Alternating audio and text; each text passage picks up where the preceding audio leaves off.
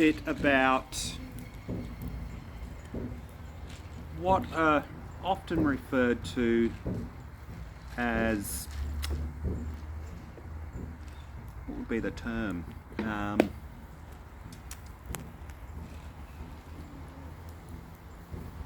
They are really times in our lives and the roles we take on.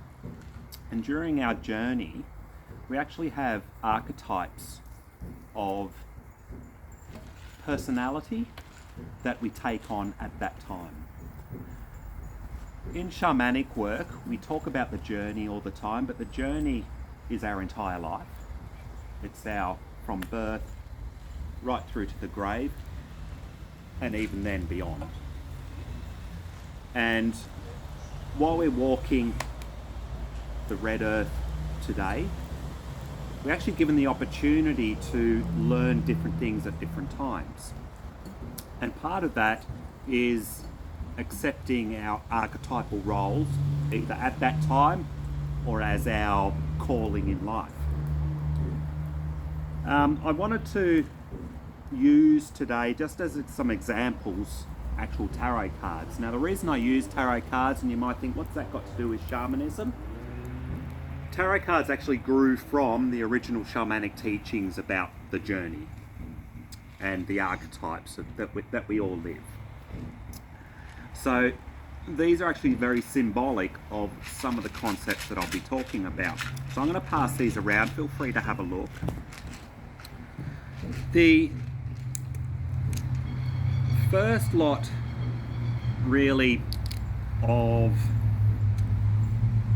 our journey is looking at really age or time-based archetypes.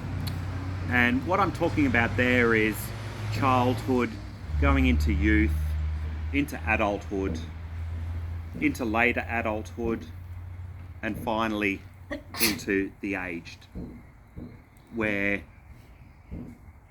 we honour the elders.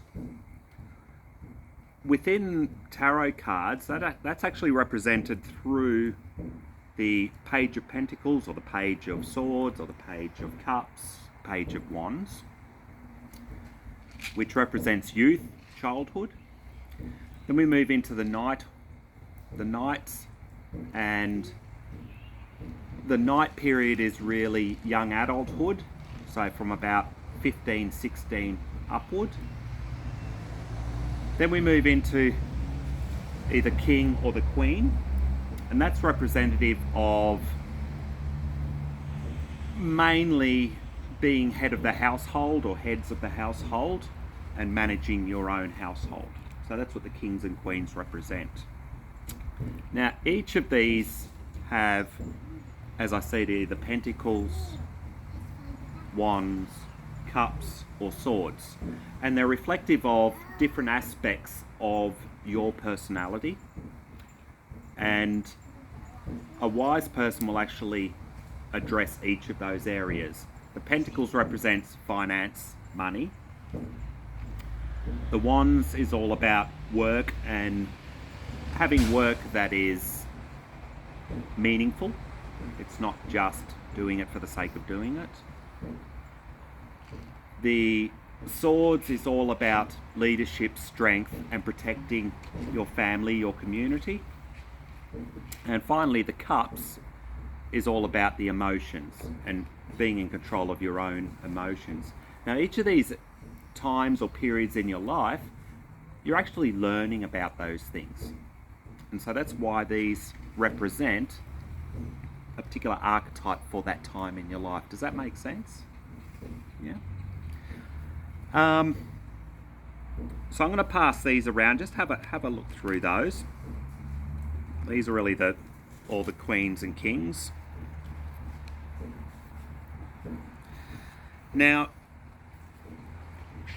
as we're growing through that and we're doing our journey, and at each of those points where there is a change into the next area, so we go from the Page into the Knight, into the King or Queen, we're often at that point learning particular things. So it can actually be quite a major emotional time during those turning points.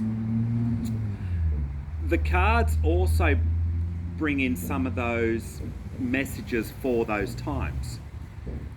And they're represented in some of these cards which touch on different areas. Temperance, okay, so learning to keep an even keel. Strength, so sometimes we're needing that inner strength to make those changes that we need to. The star is all about the self, so going inwards and learning from what we're thinking inside. Now the devil is an interesting one. People automatically, oh my God, but the devil is all about learning our internal conversation, where the voice may be negative or positive, and recognizing that as such. The world represents what is around us, where we are in the world, our place in the world. And oftentimes they come about during these turning points because it's teaching us that just because one period of life, one type of archetype is going, it doesn't mean it's over. It means the world is opening up. And again, the tower is often representative of things falling apart. But often what we find, particularly in shamanic work, you actually need to tear down the old before we bring in the new. And the new is positive and uplifting, but we actually have to clear the old for that to happen. And finally, death there, that's all about finalising it and moving into the next phase of life. Of course, we have the lovers, which is all about our personal relationships. And it's not just personal relationship between man and woman, it's our personal friendships as well. It's ensuring that we learn love is the guiding force. The moon is all about coming to terms with our negativity, our depression, and using that to actually work for us by bringing in strength of purpose. And the sun is all about that positivity and hope.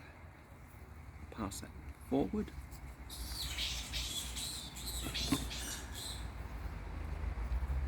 So those are all about our personal journeys, okay, learning some of those things that help us move to the next stage. But we also have callings, certain callings that we're called to do in life. For example, my calling has been to be a shaman, to be a teacher. In some cultures, it's when you're born, or it's what circumstances around you that you're born. For example, in the Mayan tradition, I was born under the sign of Jaguar, which has always been the shamanic sign. But we may have certain calling. It may be as a healer, as a light worker, as a teacher. It may be as someone who is a learner, who likes to learn their entire life.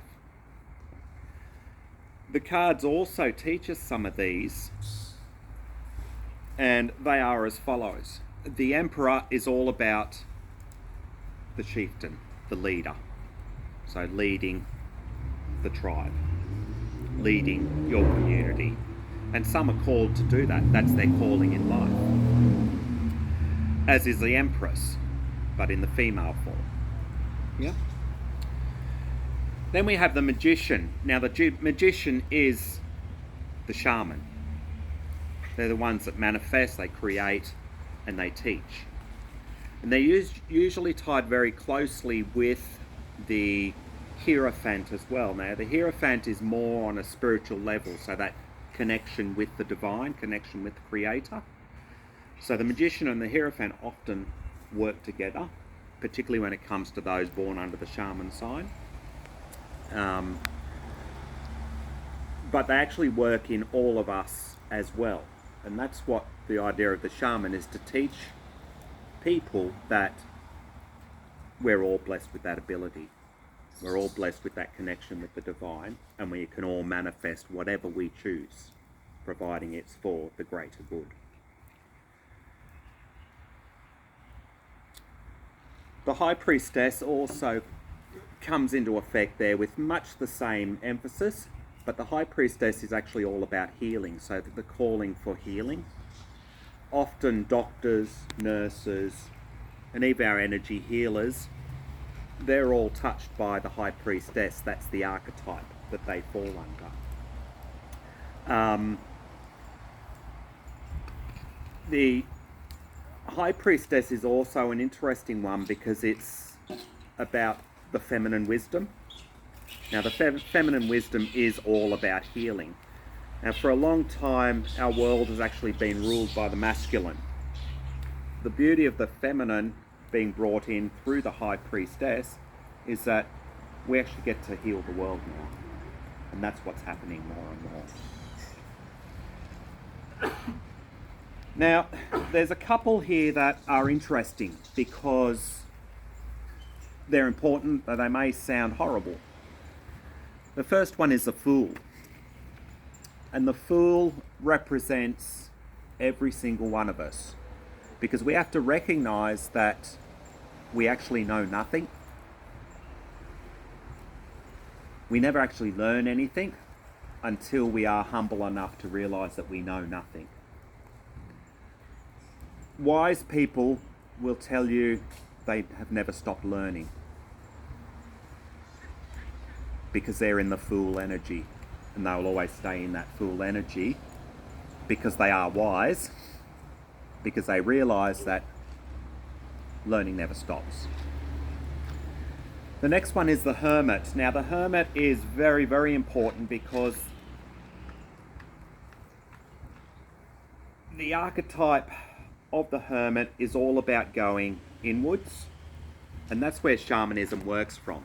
We work from being inside, concentrating on our own subconscious, and that's where our change comes from. So when we're using the Hermit archetype, that's when we are actually learning to go within. That's what meditation is all about, being alone with our own thoughts. The final one is an interesting one because it's called the Hanged Man. Now, the Hanged Man is actually hanged upside down. It's not literally a hanged man. What it is indecisiveness, not knowing where to go from this point, and understanding that that archetype is actually needed because we need to actually trust the universe. So the archetype of the Hanged Man is teaching us just to go with the flow. Sometimes we can't make a decision, we've just got to let things happen. Does that make sense? Okay, so I'll pass those round again. I suppose the important thing about these archetypes is to understand that none of us are any singular one of those. We're all of those at different times in our lives, at different points, even during our day. We're tapping into that energy. And that's what archetypes is. It's energy. And it's energy that's been passed down from our ancestors who've gone through this over and over and over again. They've done the journey. So when we're tapping into that energy and using those archetypes on a daily, personal basis, that's what we're tapping into. We're tapping into our ancestors.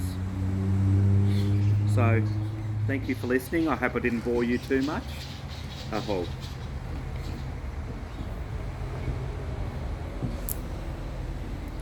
Any comments, questions, queries?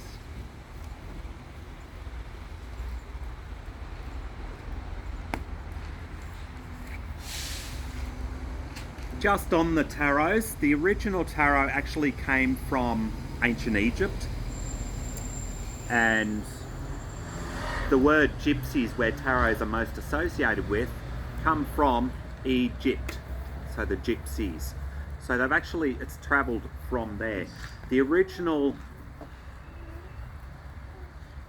development of the tarot cards was from the shamanic teachings from that area, from all around the Middle East. And this is where they came from. They just developed from that point on.